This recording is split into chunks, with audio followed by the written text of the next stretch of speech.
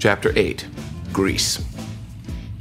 3 days later, Lilith Tess stamped furiously into the cabin, covered in engine grease from her ratted pigtails to her bare feet.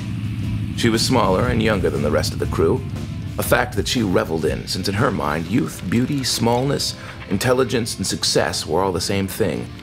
She wore a flared, pleated skirt and a teeny corset, which would have looked inappropriate on an adult woman's figure, but on her just past girlish figure, it looked closer to cheerleader uniform than lingerie. She dropped a 5-pound crescent wrench on the floor, and the resounding clang was still echoing as she began to unbuckle the various harnesses she was wearing. "Finished the cleaning?" I asked, not looking up from a book the doctor had given me, a handwritten book on piloting this airship, while holding the main captain's wheel in my spare hand. Yeah, and I'm going to be scrubbing bugs off my goggles for a week.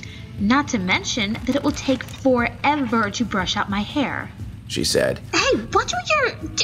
While trying to wrap my head around what handle created lift, what lever tipped the nose up and down, and which throttle pushed us left and right without changing our direction, I was not paying attention to where we were going. There were also so many handles, chains, levers, and wheels it could take weeks to learn.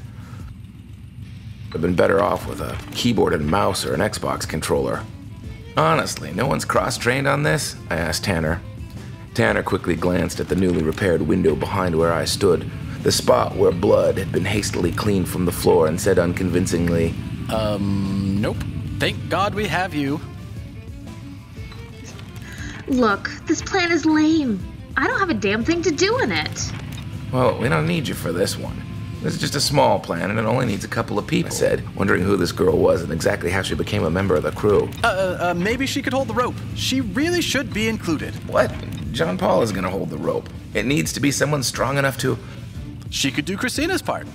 Tanner volunteered, while Lilith stood behind him, her hands on her hips. Still baffled, I said, "Yeah, but Christina cooks. This plan needs someone who cooks, and Lilith doesn't..." Whoa! The cabin was slowly starting to tip. The portholes along the left side were filling up with pink sky and white fluffy clouds, and on the right, hills. A little to the left, and perhaps level it off, Captain. He caught a shot glass just as it rolled off the bar and stuck it in his waistcoat pocket. Yeah, that's just fantastic piloting. Lilith jeered, and she stormed out. I got it. I glanced out the periscope that substituted for a front window on this lower bridge. The Ophelia also had a flying bridge on deck, but this was less windy, and therefore afforded easier reading. It looks like we're nearly there anyway. I grabbed a brass handle on the ceiling and yanked it down. There was a far-off whooshing sound and a sickening drop. Far below, in the endless acres of dirt and prairie grass, a small diner could be seen, slumped like a beaten dog with a flickering signpost reading, Mama Chiffon's House of Lard. I heard you're looking for musicians or something for tomorrow night. Lilith had come back in and stood facing me as if nothing in the world should have my attention but herself. Not or something, but yes, we're looking for musicians. Well, I dance. Beautifully. Mesmerizingly. I can dance while you play behind me. As my band. Thanks, but we really aren't looking for a dancer. Honestly, at this point, we're just trying to be as close to what's expected of us so we'll get paid. I'm not really trying to make a bunch of big changes. This is just the easiest way I can think of to get $500 for groceries for the crew. She stood glaring, so I asked, do you sing? I'm sure I can. I'm sure she's a great singer. Well, we can try that, in moderation, if you really need the help. But I was beginning to realize this girl was going to be trouble. A few minutes later, a small bird was sitting on the roof of Mama Chiffon's House of Lard, and it watched as the sky filled with a massive copper-colored zeppelin, covered with patches, rust, dangling ropes, and emitting regular puffs of steam and smoke from various vents and chimneys. From somewhere under the dangling, ship-shaped cabin, a mismatched composite of what might have been a trailer homes, submarines, part of a Victorian glass greenhouse, and what must have been the original naval construction, a hatch opened. Out of it came a rope ladder on which hung Jean Paul. Upon reaching the rooftop of the diner, he thrust a long greased hose down the kitchen chimney and started feeding it in yard by yard. Down in the kitchen, Mama Chiffon was barking orders at a new cook she'd hired the day before. "Girl, ain't nobody driving this highway gonna order a frilly thing like that. These people want chicken fried steak.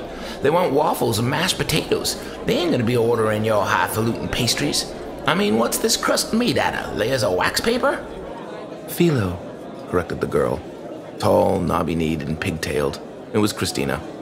Behind her back, she stealthily grabbed the greasy hose and guided it into the fry vats, all without Mama Chiffon noticing. Once the hose was in the grease, and as soon as Mama turned her massive behind towards Christina gave 3 tugs on the hose and quietly headed towards the door. A large slurping noise from the hose went unnoticed, as it was hardly out of place in this restaurant, and the vats began to empty. Out in the gravel parking lot, Christina swung one leg over my vintage motorcycle and pulled the helmet out of the motorcycle's sidecar. A large brown dog took the helmet's place. She revved the already running engine once and sped off down the gravel highway. Mama Chiffon heard this, rolled herself around and noticed the kitchen was empty.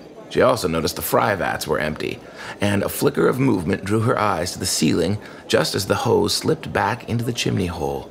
None of this made enough sense to her to inspire an immediate reaction, and as she stood there, trying to decide what flavor of mad to become, her default emotion, the sound of barking dogs and surprised rednecks started echoing from outside.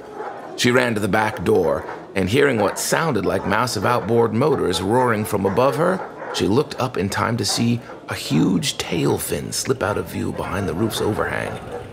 Men were running from the diner to their rusted pickup trucks, grabbing their prerequisite guns from their prerequisite rear window racks, while stubby pit bulls and Dobermans ran in circles barking at the sky.